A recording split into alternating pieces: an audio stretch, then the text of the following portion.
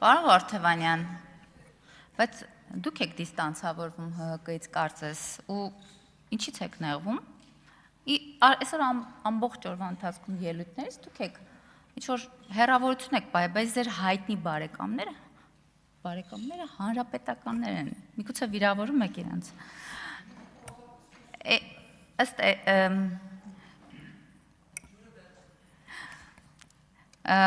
Ուրեմն անցնենք ըստ էության քննարկմանը, հա, դրենք։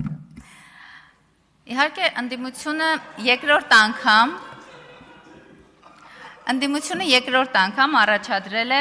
Լիաննա Մանուկյանի թեկնածուն, խնդրում եմ հարգեք ձեր գործընկերոջը, խոսում ենք այնպես թե Հարգելի գործընկերներ, լրություն համեցեք տիկին Մանուկյան։ Նոր թեկնածուի անունը հնչեցնելիս խմբակցության ղեկավարն ասաց, որ մենք բավարար չափով լավ չենք ներկայացրել մեր թեկնածուին եւ որոշեցին նոր մարտավարություն, գրանցվեցին բոլոր խմբակցություն ամբողջությամբ եւ հարցերի եւ ելույթների համար։ Պարոն Կարապետյան, ես ձեր հետ համաձայն չեմ։ Մենք շատ ուշադիր լսել ենք ձեր բոլոր թեկնածուներին լսել ենք, հարցեր ենք տվել, ելույթներով արտահայտել ենք բոլոր մտահոգությունները եւ պարոն Վարդևանյան, ամենևին չեմ կիսում ձեր այն տեսակետը, որ մենք այո, ձերն է, հանձնաժողովի նախագահի այդ պաշտոնը ձերն է, բայց մենք խնդիր ենք տեսել թեկնածության հետ։ Եվ ես այն կարծիքն եմ, որ մենք պետք է բոլոր թեկնածուները շատ մանրամասն լսենք եւ արծիք արտահայտենք։ Օրինակ, պարոն Ֆարմանյանի թե մասնագիտական, թե քաղաքական խոսույթը մեզ բերեց այն համոզման, որ վերջինս կոմպետենտ չէ այդ հանձնաժողովի նախագահը լինելու համար։ Հարցապատասխանի ժամանակ, հարցուպատասխանի երեկվա նաև հարցուպատասխանի ժամանակ արձագանքները լսելով համոզվեցի, որ մենք շատ ավելի քան հիմնավորված որոշում ենք կայացրել։ Եվ եթե խնդիրը սաբոտաժը լիներ, ինչպես հնչում է ձեր ելույթներում, մենք պարոն Վարդևանյանին չէինք ընտրի։ Նույնը չէինք անի Տիկի Գալստյանի դեպքում։ Եվ այստեղ դուք ձեր թեկնածուին, գրեթե բոլորդ կամ կեսից ավելին պետական պարտքից հարց եք տալիս։ Ասում եք պետական պարտքը եւ այդ ամեն բոլոր հարցերը մասնագիտական տիրույթից դուրս է։ Այնքան նեղն եք գցում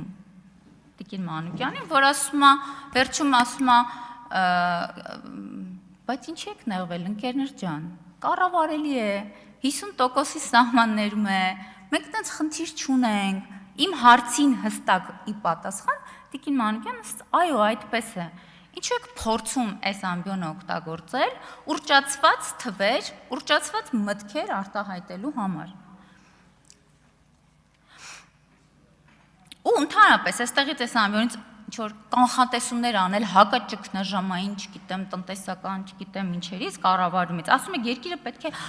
հակաճգնաժամային կառավարման հասնի։ Որտեղ եք այդ ճգնաժամը տեսել։ Ինչ ճգնաժամի մասին է խոսքը։ Երբ միջազգային բոլոր կառույցները արձանագրում են, որ Հայաստանի տնտեսությունը կայուն զարգանում է, պարտքը կառավարելի է։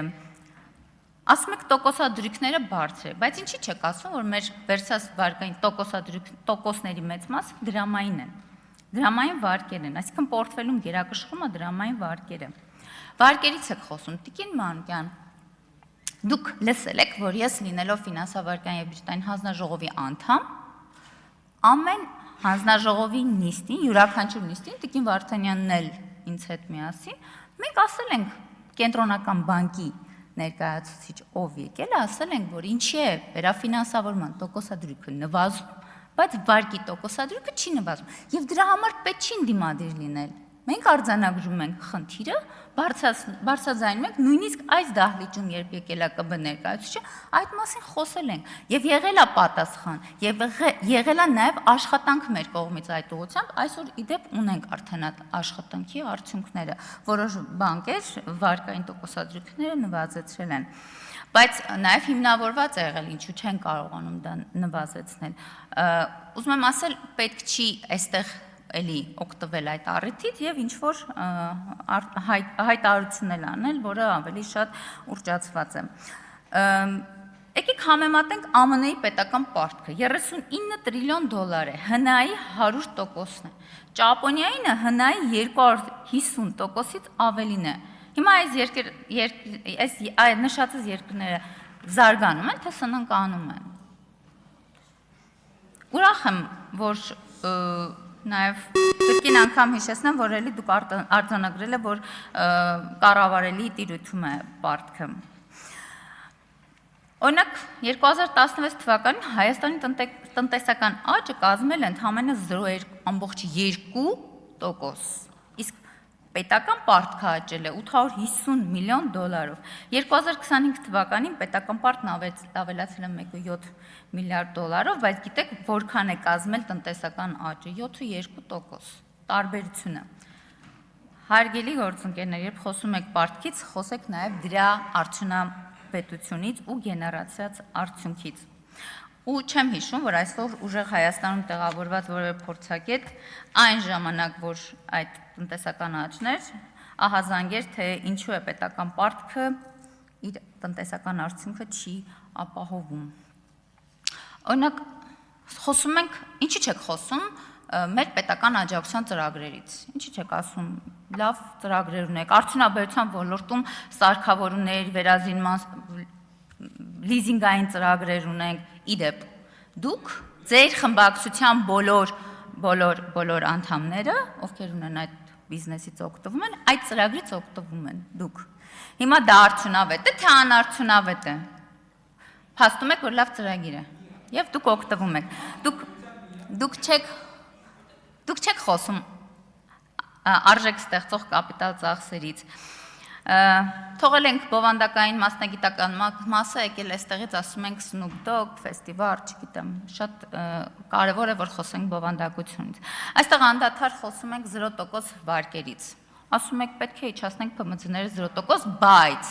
ասում եք ու հիմնական շեշտադրումը անկեղծ լսել եմ իրավաբանական ծառայություններ։ Այդպես կողքից ասում եք դե նաև այլ ծառայություններ։ Հաշվապահականն է կար, մյուս ծառայություններն է կար, իրավաբանական ծառայություններ։ Օրինակ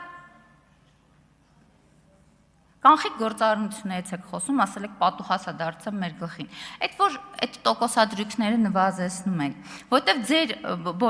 բոլորդ բիզնեսից եք եւ ուզում եք այս ամբիոնը ձեր լիազորությունները օգտագործեք իշահ այն ամենի ինչում որ դուք ներգրաված եք, այնպես ինչպես հեծը օգտագործել եք իշահ ձեր բիզնեսի, պետք է դա ասել։ Եվ այստեղից պարոն Գևորգյանը երբ ասում է գնացեք գյուղեր, պարոն Գևորգյան, գտեք մեկ կուսակցություն, ով մեզանից շատ եղել է գյուղերում, շփվել է գյուղացիների հետ, եղել է ուղիղ քաղաքացու եւ գյուղացու կողքին։ Իսկ խմբակցությունը իր ավարտելով եւ ամփոփելով ասեմ, որ խմբակցությունը իր դիրքորոշումը կհայտնի ընտրությամբ, ձեզ հաջողություն եմ մաղթում, Տիկին Մանուկյան։